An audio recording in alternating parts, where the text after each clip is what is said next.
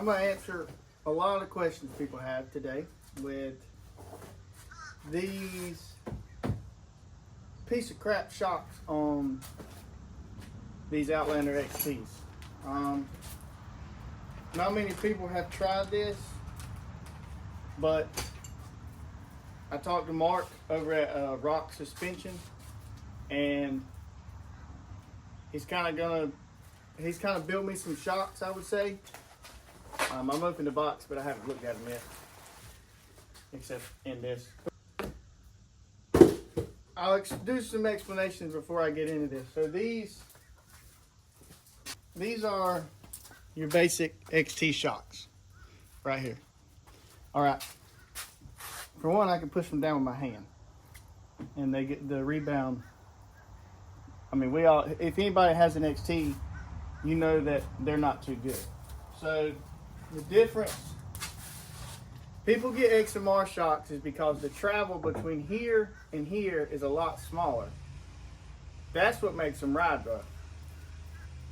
So they would per se be here. So the shock would bottom out before anybody who runs these big tires. The shock would bottom out before your tires hit the fenders and the headlights and all that mess. I'm not too concerned about the back, just because, well, they're gonna have, I ain't gonna do no wheelies backwards. So, but hitting curves and stuff like that, coming out of a water wheelie, coming through skimming and popping out in a wheelie and landing, my headlight stuff get hit. So what Mark did over at Rock Suspension, he kind of charged these a little bit more. And so he charged the cylinders a little bit more, or whatever he did, whatever that means. Some you guys will know. He made them a little stronger. And then he added an inch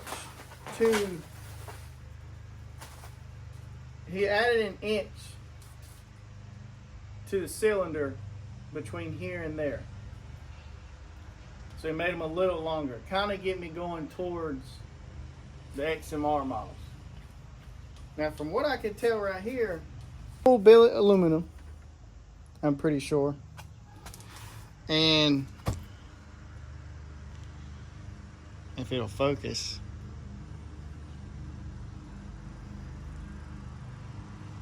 there it is. They're full billet aluminum, and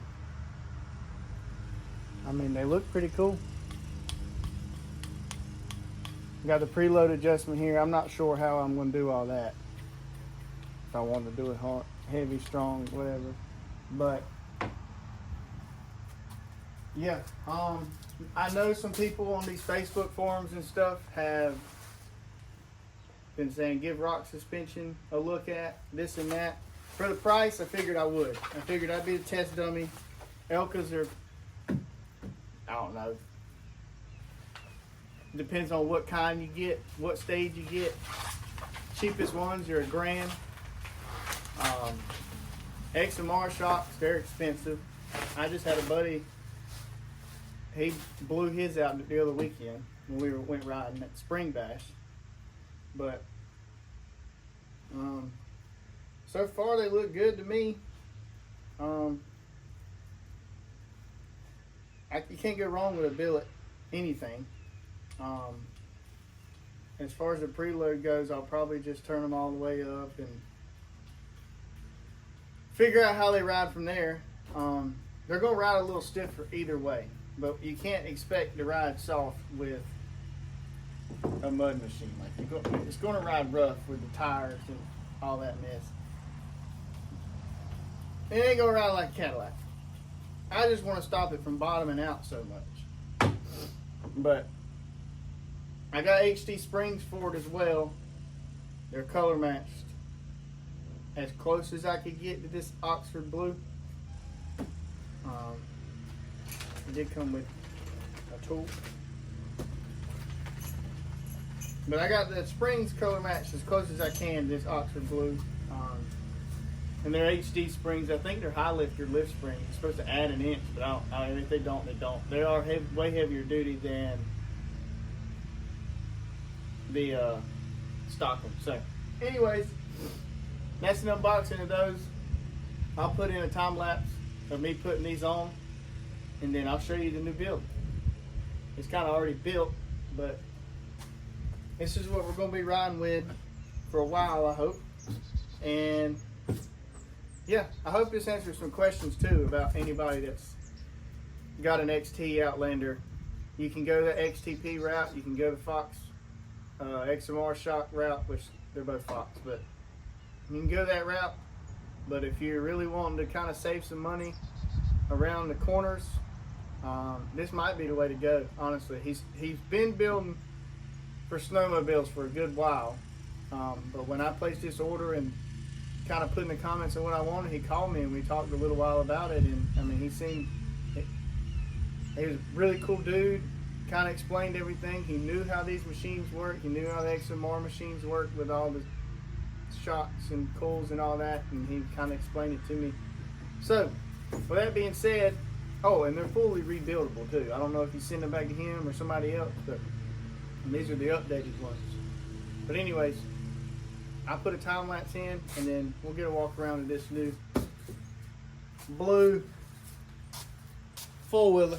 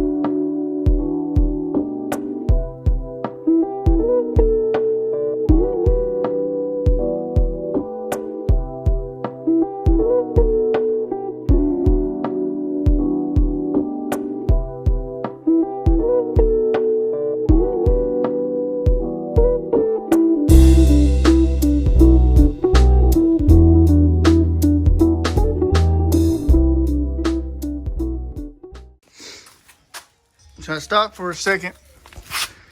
They're gonna look sick. I don't know how much. I mean, it's close enough of a color between the two of them. But the fronts go on easy just because you just slide the top on, and then I push these down to put these little bottom clips right here down. You don't need a coil spring compressor. I mean, I got one for the backs when I put it on, but these HT springs, if you can see that gap right there, I think it'll sit in eventually.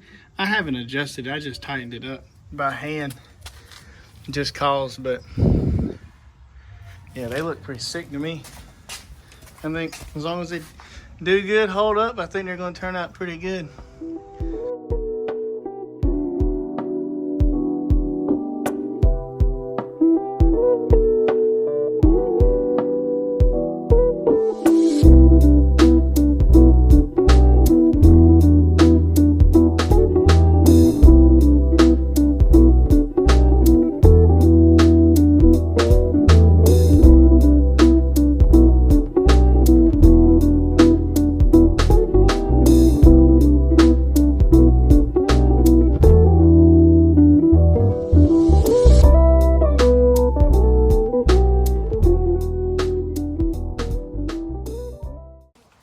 Alright, so it's the next day. I got dark on me. Fronts are in. I adjusted the preload to what I think is close. Backs, I took the old puck lift out the back and got the backs in. There won't no way I scuffed them up a little bit. I don't care what coating you use when you use those coil spring compressors. They're gonna tear some paint up, whether it's paint, powder, anything. If it gets too bad, I'll get them recoated again. But one trip in the mud, it ain't gonna matter. But so far they look good. I rode on them just a little bit, and they seem to ride way smoother than these. That's what I had with them on it. Anyways, I'll pull this thing out here and get a good walk around. And yeah, we'll go into a little montage.